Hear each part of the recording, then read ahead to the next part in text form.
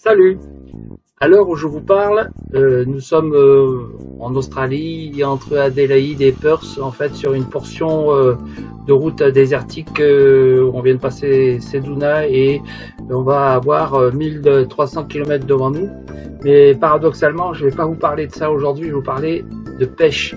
Alors simplement pour vous signaler que c'est sympa de parler de pêche quand il fait très chaud et quand on est en plein désert. Vous voyez par exemple ici la température. Oui, la température, là, on ne voit pas. Voilà, oui, 35 degrés dedans et un peu plus dehors. Bon, alors je vous parle de pêche, quand même avec des glaçons dans un verre, et on va voir surtout un type de pêche particulier que l'on a pratiqué il y a 5000 km de là déjà à Brisbane, et c'est la pêche avec un drone.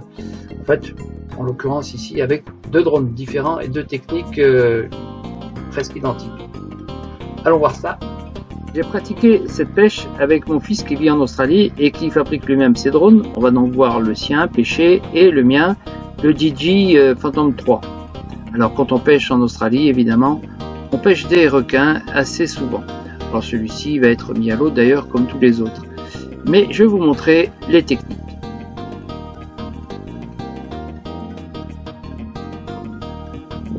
Nous avons utilisé deux types de cannes. Une comme celle que vous voyez ici, qui est équipée d'un moulinet pour la pêche au thon et qui est assez courte et ferme, et une autre qui sert plutôt à la pêche à la dorade et qui est une canne de surfcasting, et toutes les deux ont pêché des requins.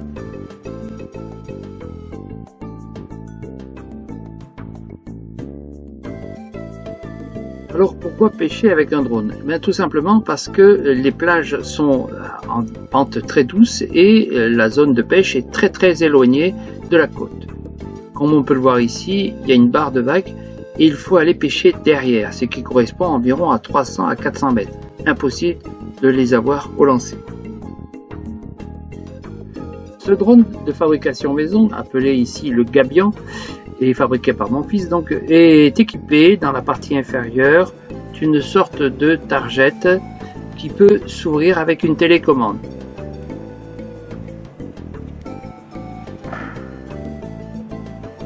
Pour le Phantom 3, le dispositif est un peu différent. Fixé sur deux pieds, il va s'ouvrir aussi à l'aide d'une télécommande et détacher ainsi le fil qu'il va porter avec son plomb.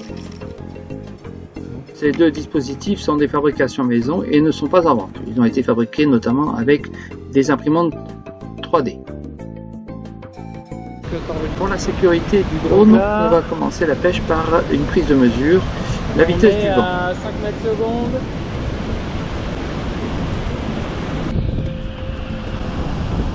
Allez. Avec la tension du fil, ça devrait aller.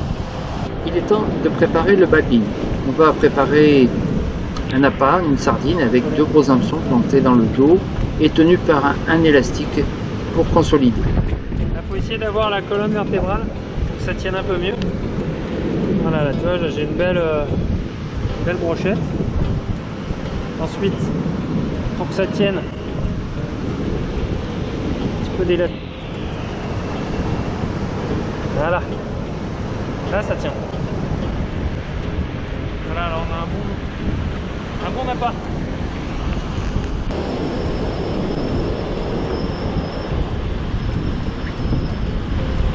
Bon, et ben il est temps de lancer la ligne.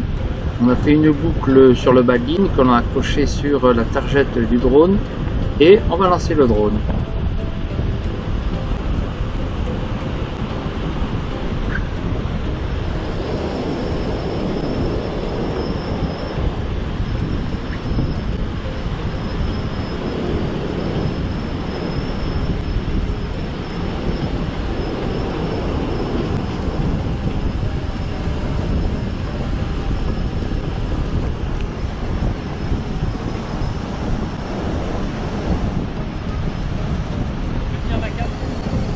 Baissez un petit peu le frein.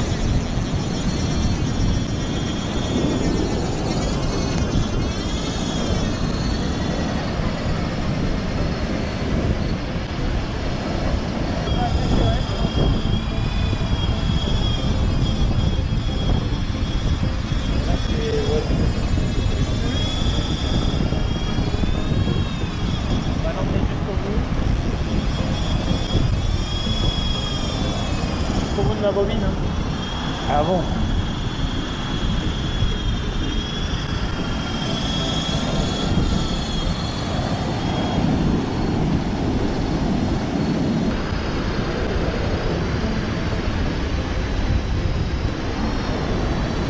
Ouais, je suis à 100 mètres là.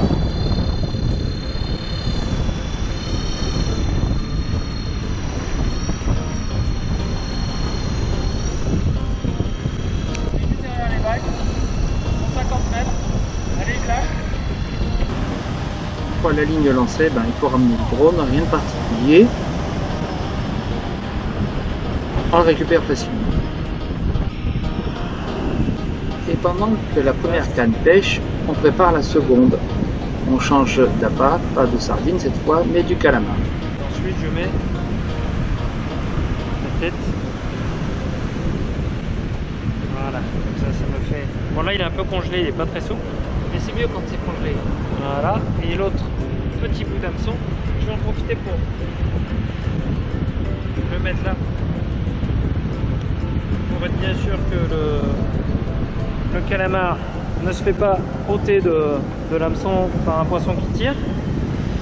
Puis je vais agrémenter un peu plus avec un autre bout de calamar. Ce sera encore plus appétissant. Voilà, là au moins je sais que mon calamar, s'il se fait tirer, il reste grâce à cet hameçon. Qui fait en plus une possibilité de ferrage supplémentaire. Puis, je vais même rajouter une deuxième tête, ça fera un appât plus gros. Sur cette tête, 3 hameçons rouges. Voilà. Avec l'autre drone, le gabian, la procédure est la même.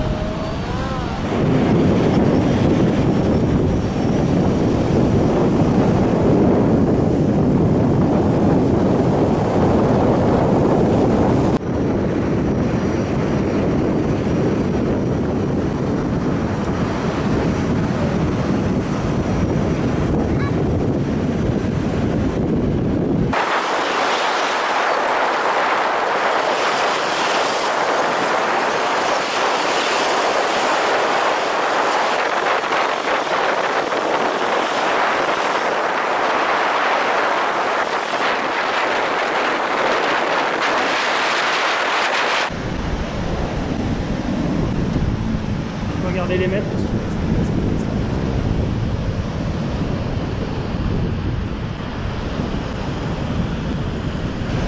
Là je suis à 100 mètres.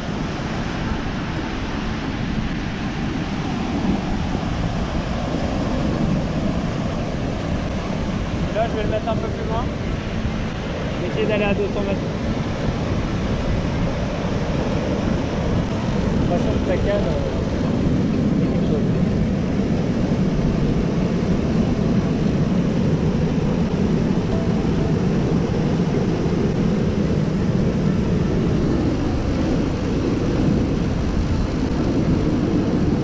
Ça va aller. Tac. Juste enclenché.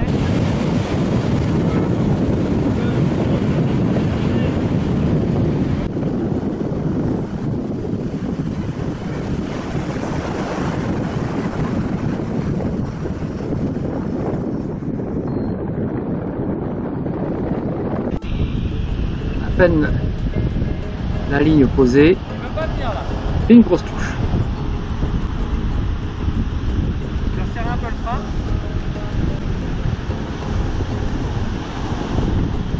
Ah oui c'est bon. Ah, il est lourd. Il est lourd, il est encore à 130 mètres, on a du temps. Hein.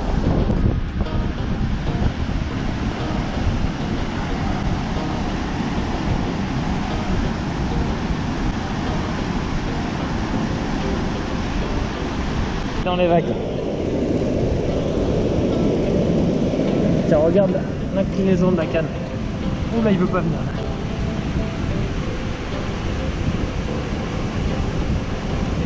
Là, je lui ai mis 1 mètre, mais pas plus. 3 mètres.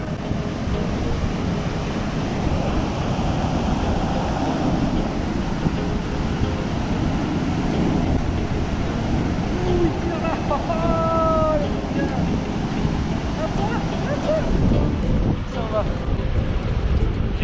peu le frein en espérant que je casse pas.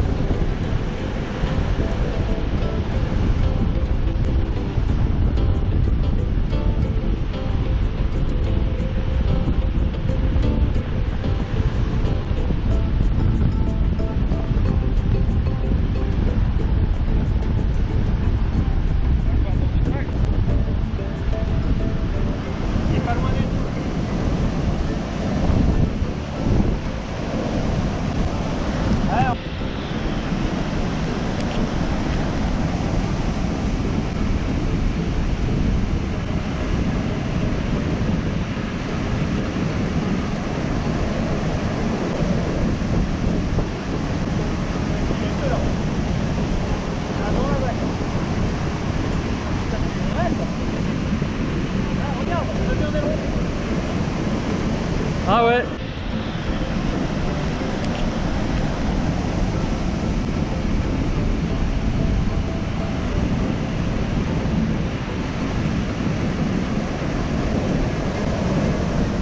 C'est un requin. Ouais, c'est un requin.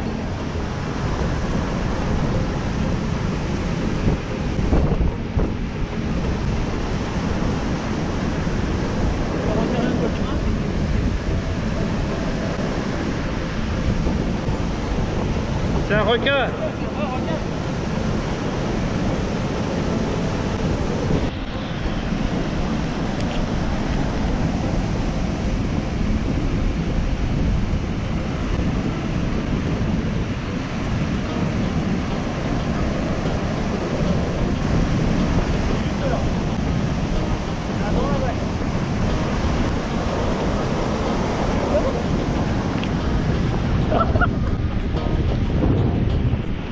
Un petit requin, t'as vu, ça roulait la queue.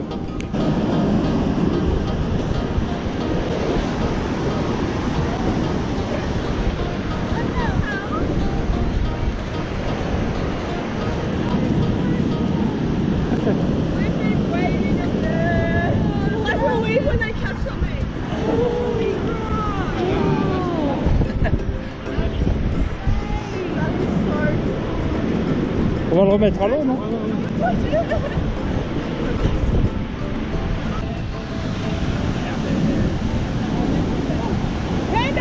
Eh non.